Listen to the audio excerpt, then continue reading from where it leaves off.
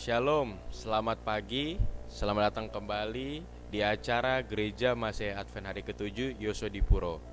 Pada pagi hari ini saya akan membawakan sebuah renungan singkat yang berjudul Tidak Bisa Bersembunyi. Namun sebelum itu saya ingin mengajak Bapak Ibu sekalian untuk sama-sama kita menundukkan kepala dan berdoa. Bapa kami di surga, terima kasih Tuhan atas penyertaan-Mu sepanjang hari ini Bapa. Pada saat ini kami akan mendengarkan firman-Mu Tuhan. Kiranya Engkau menuntun kami dengan Roh Kudus-Mu Tuhan. Berkati kami agar kami dapat mengerti dan juga bukakanlah pikiran kami. Berikanlah hikmat dari surga agar kami dapat memahami apa firman-Mu Tuhan dan juga dapat menerapkan di dalam kehidupan kami. Ya Tuhan, inilah doa kami di dalam nama anak-Mu Yesus Kristus yang telah mati dan bangkit bagi kami. Amin. Baik Bapak Ibu sekalian, saya ingin mengajak Bapak Ibu sekalian untuk membuka di dalam Markus 7 ayat yang ke-24. Markus 7 ayat yang ke-24. Markus 7 yang ke-24 berbunyi, "Lalu Yesus berangkat dari situ dan pergi ke daerah Tirus. Ia masuk ke sebuah rumah dan tidak mau bahwa ada orang yang mengetahuinya. Tetapi kedatangannya tidak dapat dirahasiakan." Jadi, waktu Yesus yang baru saja selesai pelayanan, dia memiliki rencana untuk pergi ke Tirus dan pergi ke suatu rumah untuk bersembunyi di sana.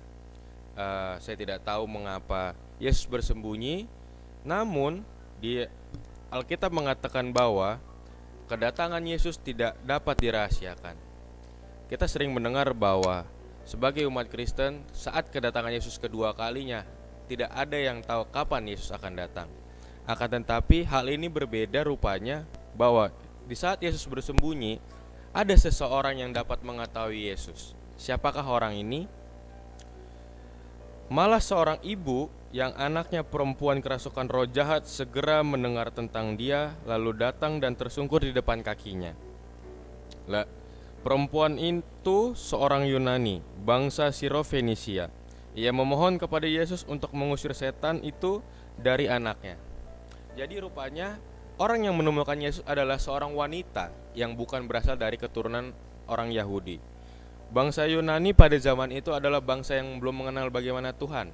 Dia merupakan bangsa yang biasa menyembah patung atau benda-benda berhala.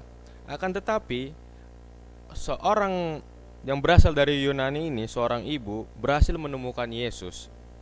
Lalu Yesus bertanya kepada ibu itu, "Biarlah anak-anak kenyang dahulu, sebab tidak patut mengambil roti yang disediakan bagi anak-anak dan melemparkannya kepada anjing."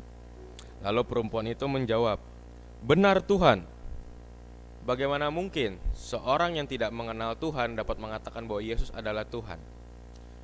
Rupa-rupanya ibu ini yang memiliki anak kerasukan setan telah mencari Yesus sejak lama.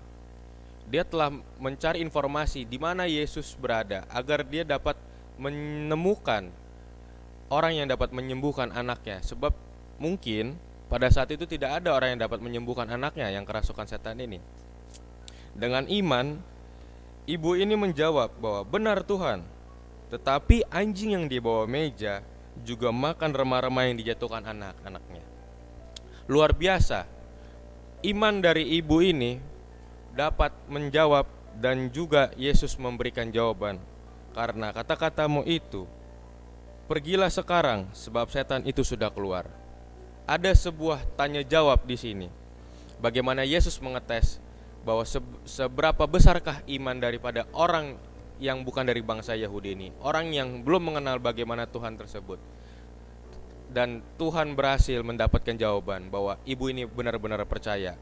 Demi untuk menyelamatkan anaknya, ia rela pergi untuk mencari Yesus yang sebenarnya Yesus bersembunyi.